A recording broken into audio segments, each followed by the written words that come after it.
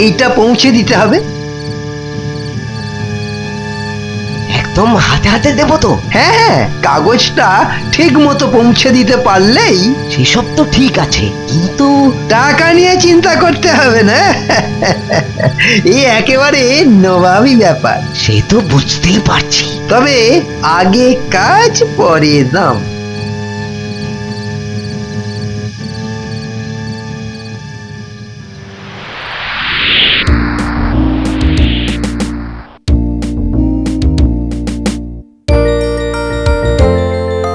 ওই গো গিন্নি, গেলে কোথায়? আরে নাও নাও নাও, সবজিগুলো নামিয়ে নিয়ে মাছগুলো বেচে ফেলো চটপট। বললেই যেন একেবারে হয়ে যাবে। সংসারে কি আর কোনো কাজকর্ম নেই গো, খালি বসে বসে মাছ বাঁচলেই হবে।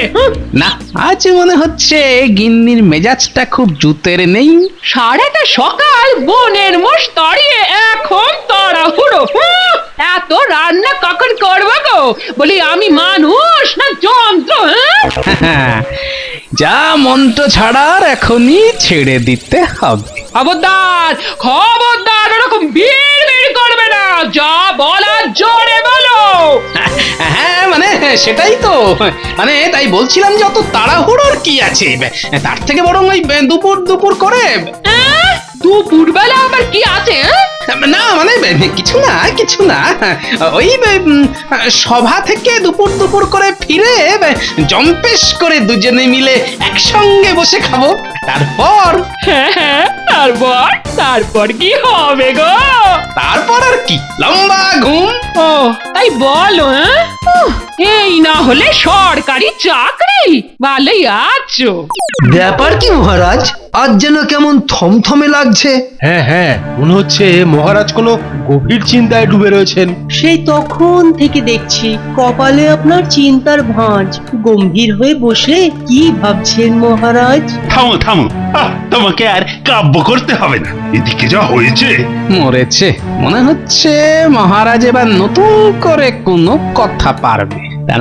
তার মানে দুপুর গড়িয়ে বিকেল, না না না না না, তাহলে তো সব গন্ডগোল হয়ে যাবে। হ্যাঁ, আরে কি হয়েছে, কি হয়েছে মহারাজ? আরে আপনি আমাকে বলুন। হ্যাঁ হ্যাঁ, আলোচনা তো করতেই হবে, সবাইকেই তো জানাতে হবে।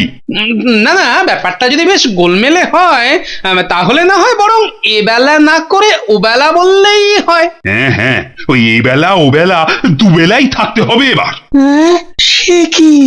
না মানে সে তো অনেক সময়, মানে সারাটা দিন।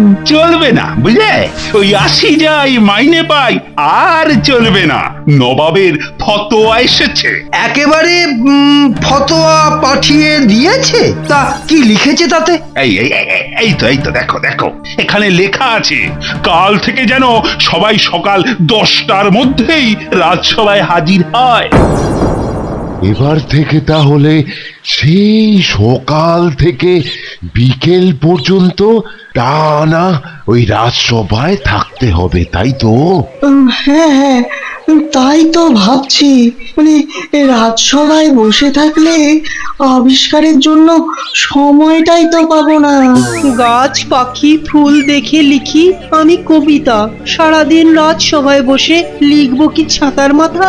কিন্তু ওদিকে যে আবার নবাবী ফতোয়া, ওটা কি যাতা ব্যাপার? হ্যাঁ, একটু বেচাল হলেই একেবারে ঘ্যাচাং ফু। ওই গো গিন্নি, কোথায় গেলে গিন্নি? ও গিন্নি, বলি এমন করে চেঁচাচ্ছ কেন? আমি কি মরে গেছি নাকি? বালাই ষাট, তুমি কেন মরবে? মরেছি তো আমি। মানে এ আবার কি কথা ছিড়ি গো? শত্রুরের মুখে ছাই দিয়ে তুমি অনেক কাল বাঁচবে। হ্যাঁ, বাঁচাতে যদি চাও তাহলে এক্ষুনি দুটো ভাত বেড়ে দাও দেখি, নাকে মুখে গুজেই আবার দৌড়তে হবে। কোথায় দৌড়তে হবে আবার?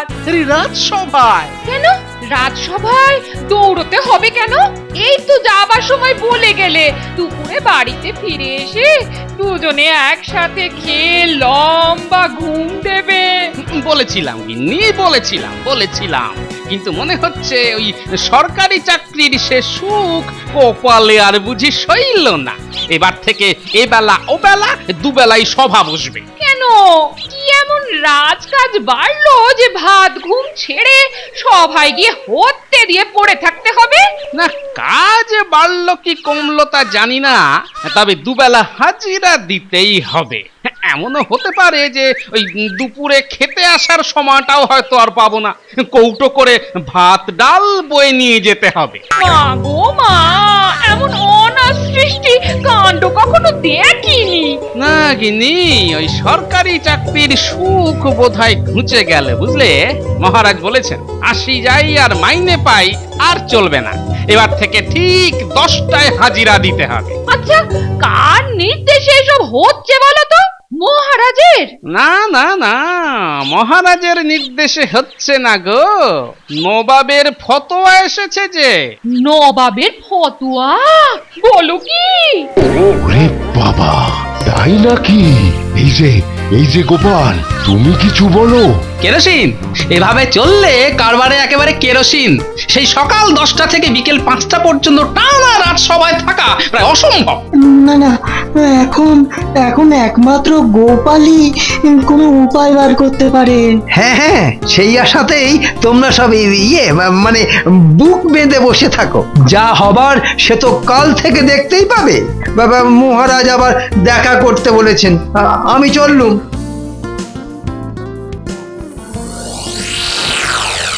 হ্যাঁ হ্যাঁ গিন্নি, ওই ছোট ছোট কৌটোতেই ভরে দাও। কি গো গোপাল দাদু, কোথাও ঘুরতে যাচ্ছ নাকি? হ্যাঁ হ্যাঁ, তোর জোর দেখে তো সেরকমই মনে হচ্ছে।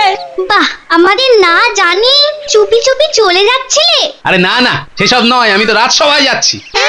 রাজসভায় টিফিন নিয়ে যাবে? হ্যাঁ, এবার থেকে রাজসভায় টিফিন নিয়ে যেতে হবে। তাহলে টিফিনের ঘন্টা, ছুটির ঘন্টা সব ঠিক ঠিক সময়ে পড়বে তো? আর সভা শুরুর সময় প্রার্থনাও হবে। আরে আমিও তো তাই ভাবছি, অবস্থা যেদিকে গড়াচ্ছে তাতে তোদের এই রসিকতাও না আবার সত্যি হয়ে যায়। বাহ বাহ, চমৎকার। রাতারাতি ঘন্টাও জোগাড় করে ফেলেছো দেখছি। হ্যাঁ মানে করতে যখন হবেই তখন আর দেরি করে কি হবে বলুন। হ্যাঁ, আর নবাবের যা মতিগতি, কখন যে কি করে বসে। হ্যাঁ, সেই জন্যই তো আমি আরেকটা বুদ্ধি বার করে রেখেছি। হ্যাঁ, আবার নতুন বুদ্ধি? হ্যাঁ হ্যাঁ মহারাজ, এই বুদ্ধিতে চললে না নবাবের কাছে জবাবদিহি করতেও সুবিধে হবে। হ্যাঁ, বুদ্ধিটা তো মন্দ নয়। নাও নাও, তাহলে চটপট শুরু করে দাও। এই তো আমি একেবারে তৈরি। আপনার পরেই এই যে দেখুন, আমার নাম যতই থাক আমাকে ফাঁদে ফেলা যাবে না। ফাঁদে তো পড়বে ওরা। হ্যাঁ, জয় জয় জয় মহারাজ কৃষ্ণচন্দ্রের জয়। জয় জয় জয় মহারাজ কৃষ্ণচন্দ্রের জয়। বল কৃষ্ণচন্দ্রের জয়, বল কৃষ্ণচন্দ্রের জয়। জয় জয় জয় মহারাজ কৃষ্ণচন্দ্রের জয়। জয় জয় জয় মহারাজ কৃষ্ণচন্দ্রের জয়। না না না, এখানটা ঠিক হলো না। ওই জয় জয় বলে থেমে গেলে হবে না, বুঝলে? তা না বলে যেতে হবে। সত্যি আমার মন্ত্রীর সব দিকে কড়া নজর আছে, ঠিক ধরেছে। হ্যাঁ, নাও নাও, ওই জায়গাটা তাহলে আরেকবার করো। কি মুশকিল, বাচ্চা ছেলেদের মতো লাইনে দাঁড়িয়ে আর কতক্ষণ যে এরকম প্রার্থনা করতে হবে। মহারাজ, আমি বরং ওই প্রার্থনাটা একবার করি। হ্যাঁ, ওই যে সকালে উঠিয়া আমি মনে মনে বলি। বলাচ্ছি, ওসব উল্টো পাল্টা প্রার্থনা করাচ্ছি। সকালে উঠে উনি এখন মনে মনে বলবেন। আহা, আরে আরে বাচ্চারা যা বলেছিল ঠিক তাই, সবাই কেমন লাইন দিয়ে দাঁড়িয়ে আছে। এই যে গোপাল, ব্যাপার কি? ব্যাপারটা কি প্রথম দিন থেকেই তো দেরি? হ্যাঁ হ্যাঁ মহারাজ, হ্যাঁ। আরে আরে এই জন্যই তো এই ব্যবস্থা করা আছে। হ্যাঁ গোপাল, এই হাজিরা খাতায় সই করো, সই করো। আর মনে রাখবে, এরপর যদি আবার দেরি হয় তাহলে কিন্তু খুব শাস্তি পেতে হবে। মহারাজ, অত ঘুরিয়ে পেঁচিয়ে না বলে সোজা কথায় বলুন যে বেতন কাটা যাবে, ব্যাস। বটে, একেবারে বেতনে হাত। কিন্তু ব্যাপারটা কি, মন্ত্রীর যেন উৎসাহ একটু বেশি বেশি মনে হচ্ছে। কেন কেন? মা গো মা, এমন হুতুম মার্কা কথা জীবনে শুনিনি। রাজসভায় যেতে দেরি হলে মাইনে কাটা যাবে? আচ্ছা আচ্ছা, মহারাজ নিজের মুখে বললেন এ কথা? না গো গিন্নি, মহারাজ বললেন দেরি হলে শাস্তি পেতে হবে। এই বাসের থেকে কঞ্চিদর ওই মন্ত্রীটা তখন বলল যে মন্ত্রী মশাই মাইনে কাটা যাবার কথা বললো? আচ্ছা, শুনেছি তো মন্ত্রী মশাই দারুণ ফাঁকিবাজ। তা উনি ফাঁকি দিলে কি শাস্তি হবে? সেটাই তো কথা। আচ্ছা, নবাবের এই ফতোয়ার মধ্যে মন্ত্রীর কোনো হাত নেই তো?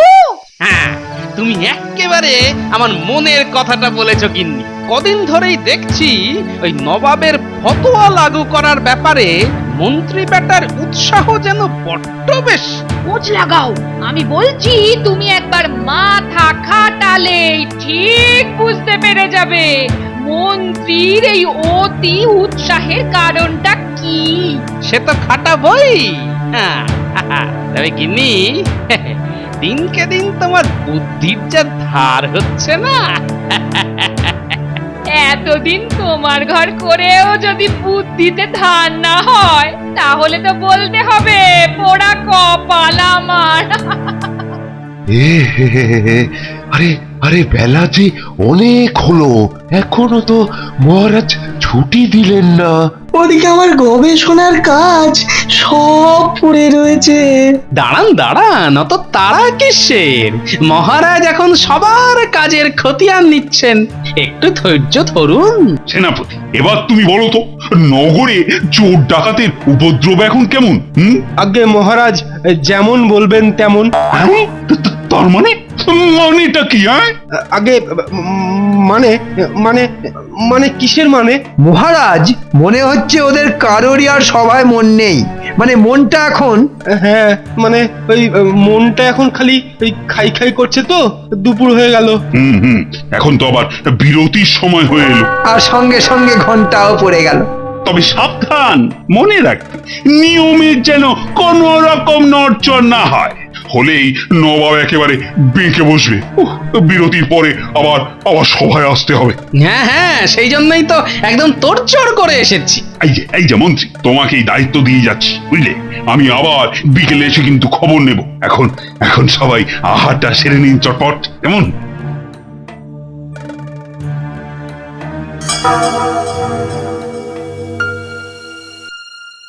আরে আরে, ব্যাপারটা কি? সবাই চলে গেলেও মন্ত্রী হাজিরা খাতা টেনে কি সব লিখে চলে যাচ্ছে। না না, ব্যাপারটা তো দেখতে হচ্ছে।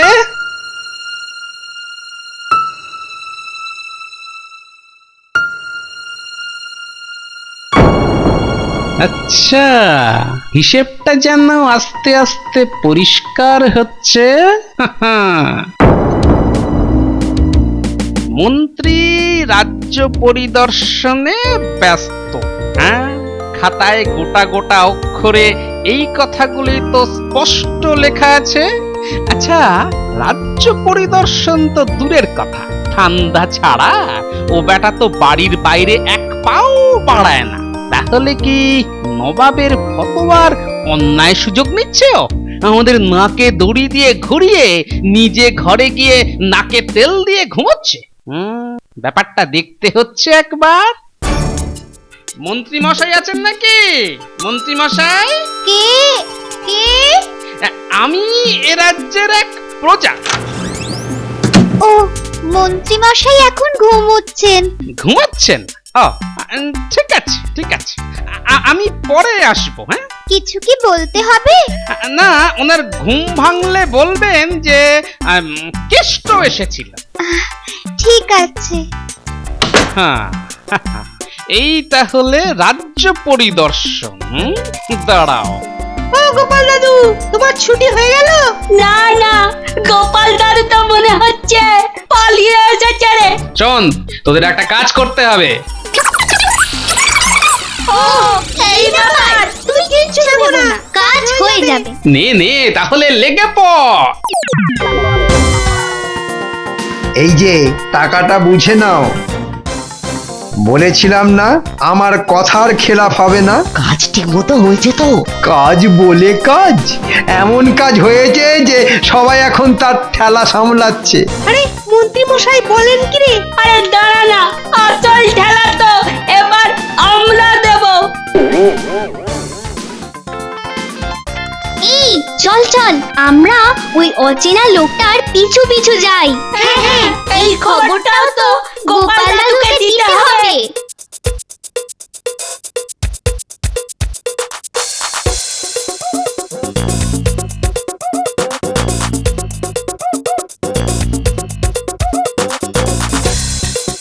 রে, বাচ্চাগুলো সব গেল কোথায়? এখনো ফেরেনি?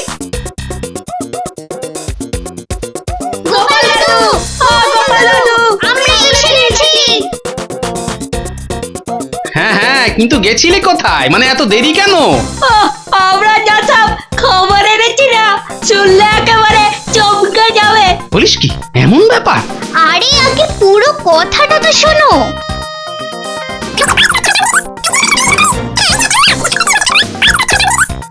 তাহলে এরপর কি করতে হবে সব বুঝে গেছিস? আর এই কেলে পচাকেও কাজে লেগে পড়তে বলিস।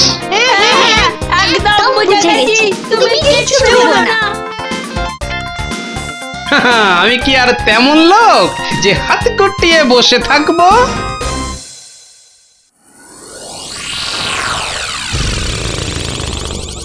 ওদিকের কাজ সব গুটিয়ে ফেলেছি, মনে হচ্ছে এবার এদিকের কাজটা করে ফেলতে হবে।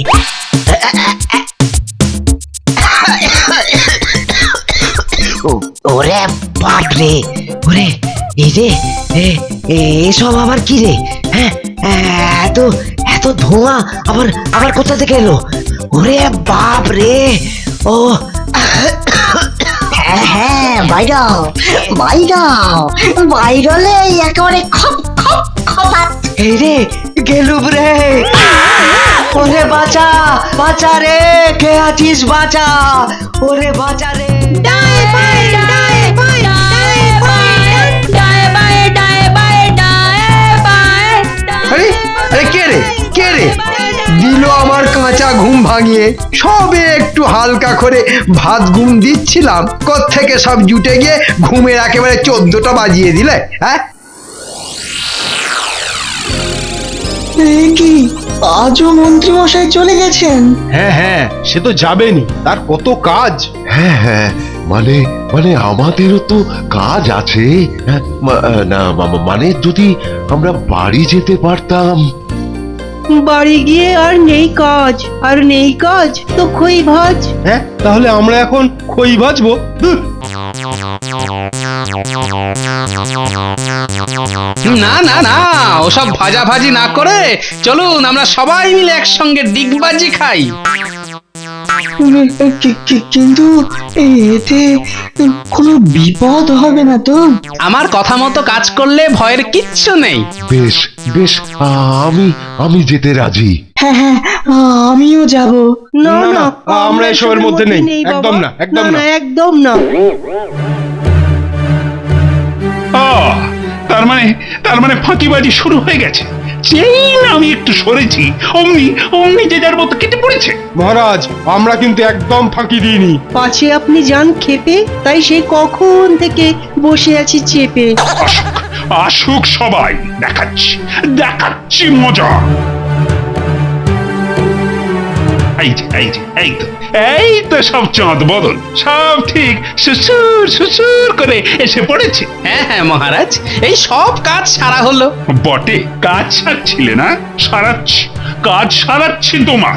ও বাপরে বাপ, এত কাজ, না এত কাজ সামলাতে গিয়ে হিমশিম খেয়ে যাচ্ছি। হ্যাঁ আর তাই পড়ে পড়ে ঘুমাচ্ছি। হ্যাঁ, আমায় কিছু বললে? না না, আপনাকে আর কি বলবো, আর কি বা বলার আছে। তা মন্ত্রী না হয় রাজ্য পরিদর্শনে গেছিল, কিন্তু বাকি কয়েকজন পালিয়ে গেছিল কেন? মহারাজ, মন্ত্রী রাজ্য পরিদর্শনে বেরোলে সভাসদেরও তো কাজ সবকিছু ঠিকঠাক করে রাখা, তাই আমরাও বেরিয়ে পড়েছিলাম। তা বেরিয়ে গিয়ে সব কি রাজকার্য করলে? হ্যাঁ, সে কি আপনি টের পাননি? জঙ্গল সাফ করা, আবর্জনা ফেলার গর্ত করা, এমনকি ওই রাস্তার মোড়ে মোড়ে কুচকাওয়াজ করা। হ্যাঁ, বলো কি এত সব? বাহ বাহ, সব মিথ্যে, ডাহা মিথ্যে কথা বলছে, সব ফাঁকিবাজি। তাহলে তো এবার হাতে নাতেই প্রমাণ করতে হয়। এটা কি কি আবার কোত্থেকে ধরে আনলি? মরেছে, টেকো বাঁটুলটা মনে হচ্ছে সব ঘুঁটি সাজিয়ে ফেলেছে। এবার যা বলার নবাবের দূতই সব বলবে। এটা মানে নবাবের দূত? কিন্তু সে তো আগে মহারাজ, আপনি ঠিকই ধরেছেন। ওসব নবাবের চিঠিপিটি সব মিথ্যে। এসব আসলে ওই মন্ত্রীর চাল। সবাইকে টাইট দেবার জন্য ও এসব করেছে। হ্যাঁ, এবার আপনি আমাকে ছেড়ে দিন মহারাজ। কি রে বাবা, হ্যাঁ বেটা আমাকে ফাঁসিয়ে দিয়ে দিব্যি? ফাঁসানোর আর হয়েছে কি? যা ফাঁসানোর তা তো এবার আমি ফাঁসাবো। ছি ছি ছি ছি ছি ছি, এইভাবে সবাইকে জব্দ করা। এবারের মতো আমাকে ছেড়ে দিন মহারাজ, এবারের মতো ছেড়ে দিন। সত্যি গোপাল, ভাগ্যিস তুমি ছিলে, না হলে ওই মিথ্যে ফতোয়ার জন্য যে আর কি হতো। বাবা, এই নাও এই 100 স্বর্ণ মুদ্রা নাও, এই তোমার পুরস্কার। জয় জয় জয় মহারাজ কৃষ্ণচন্দ্রের জয়।